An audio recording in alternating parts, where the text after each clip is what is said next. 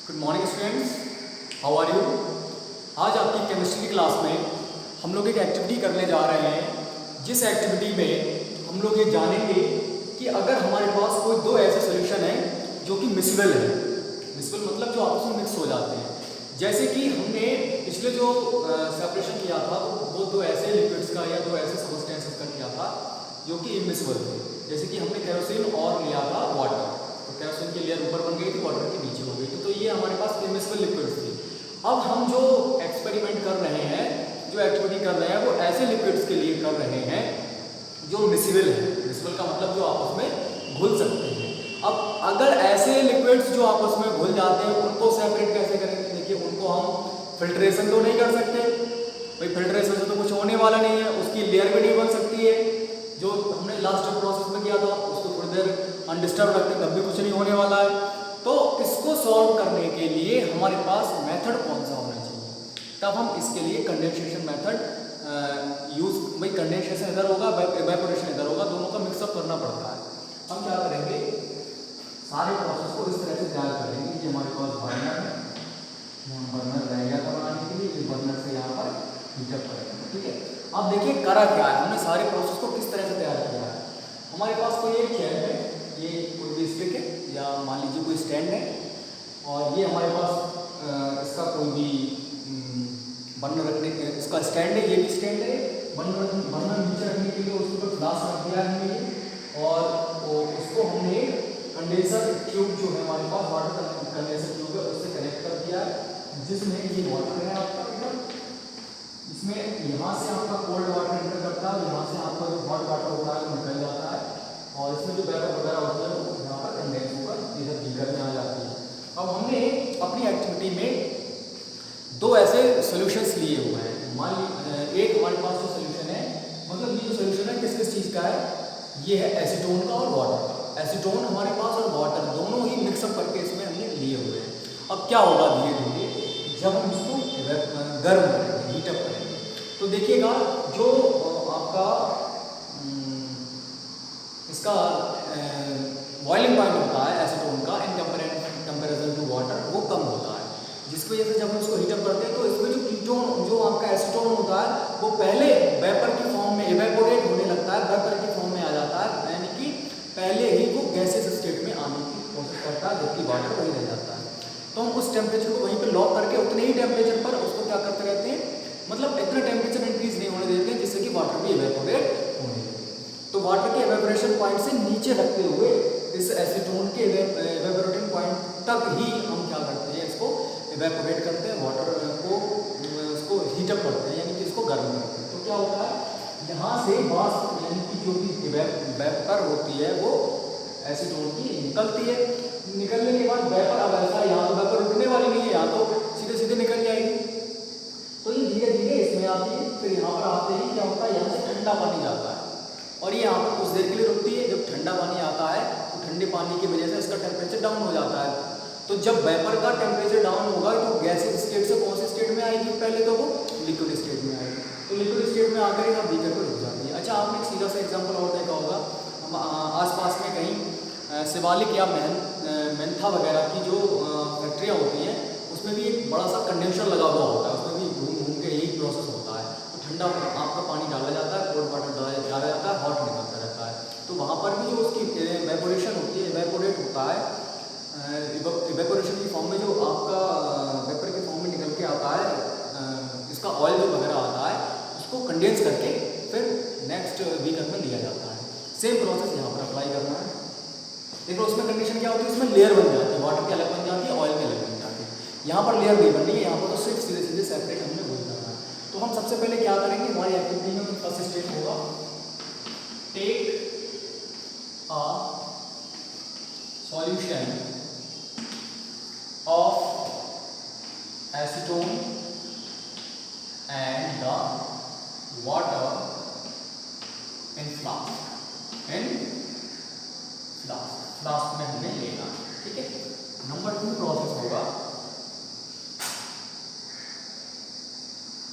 Heat या heat up the solution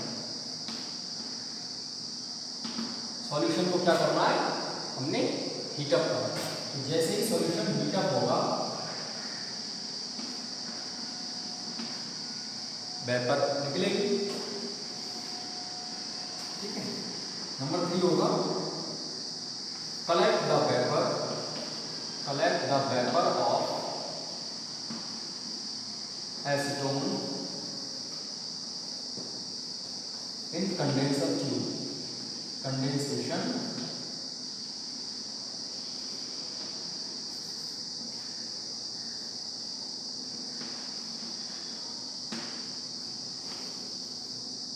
tube, condensation tube में लेते हैं। उसके बाद वैन ये आपकी कंडेंस हो जाती है, वेपर कलेक्ट कर लेते हैं। वैन या कंडेंस्ड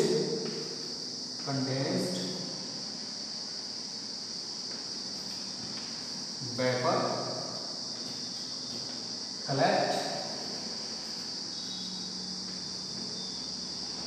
इन द बीकर, उसको बीकर में कलेक्ट करते हैं। इससे रिजल्ट क्या आता है, रिजल्ट ये आता है water remains only in the flask. Flask में केवल वाटर ही बच जाता है। ये इसका क्या होता है बेटा, रिजल्ट होता है। ठीक है। तो आपने क्या करना है, इसका एक स्क्रीनशॉट लीजिए और उसके बाद फिर इसको नोट कर लीजिए। इसके बाद हम लोग बात करते हैं अगली एक्टिविटी की, जो हमारी फ्रैक्शनल डिस्टिलेशन होती है। और ये जो प्रोसेस होता है इसको डिस्टिलेशन प्रोसेस कहते हैं। डिस्टिलेशन, ठीक है, इसको क्या कहते हैं, डिस्टिलेशन प्रोसेस कहते हैं। तो आप लोग इसको स्क्रीनशॉट लेकर नोट कर लीजिए, फिर हम बाकी नेक्स्ट अभी एक्सप्लेन करते हैं।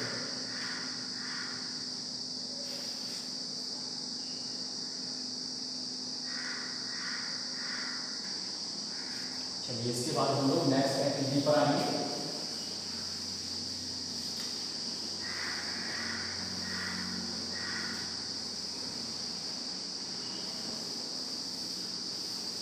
अब आपकी नेक्स्ट जो एक्टिविटी है उसमें आपका आता है इम्पॉर्टेंट ही डिस्टिलेशन है, वो है फ्रैक्शनल डिस्टिलेशन।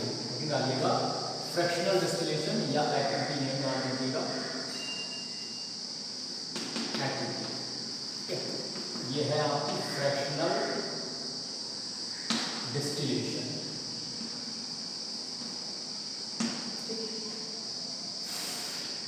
इसमें इसके हम डायग्राम बनाते हैं।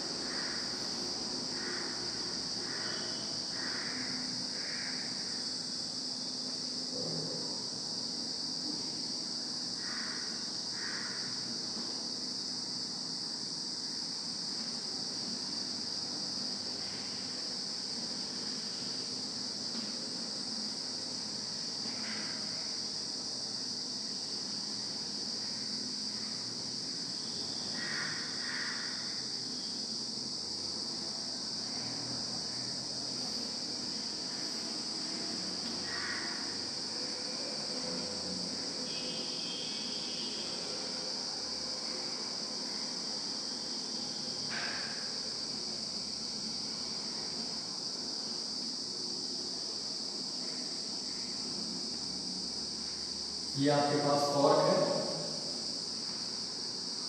उसमें ये थर्मामीटर लगा हुआ है।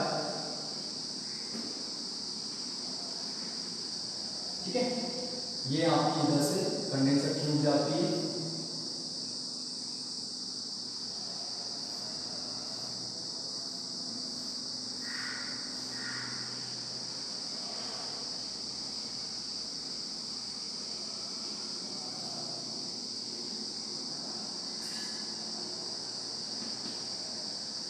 ये आपका वही हॉट वाटर है, वाटर आउटलेट है। ये आपका कोल्ड वाटर है। ठीक है, ये फॉग है, वाटर कंडेंसर,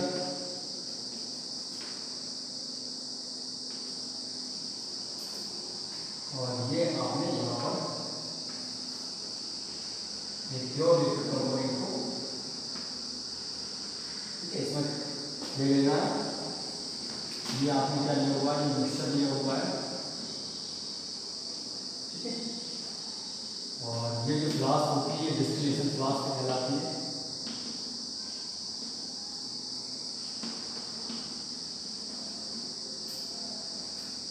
और फ्रैक्शनल कॉलम आपके ये है,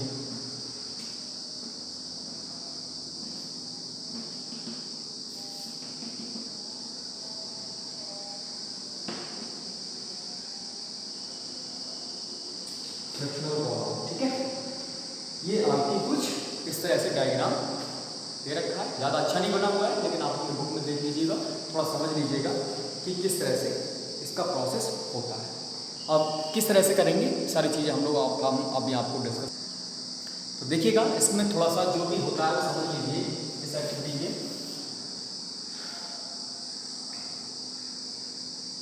this is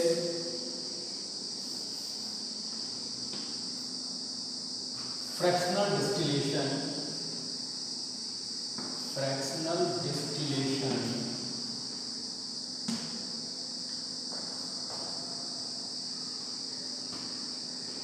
all instruments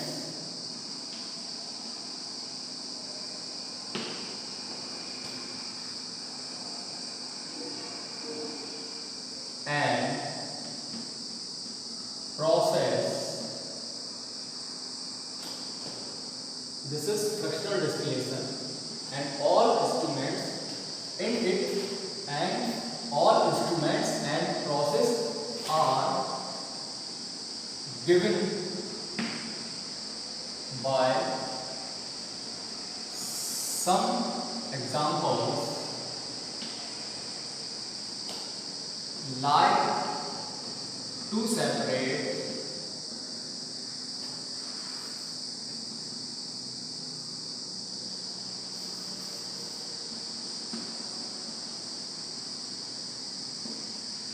different gases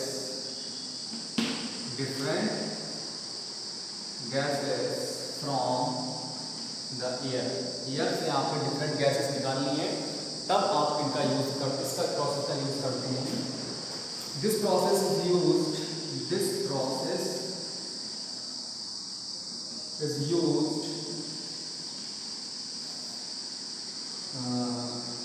for such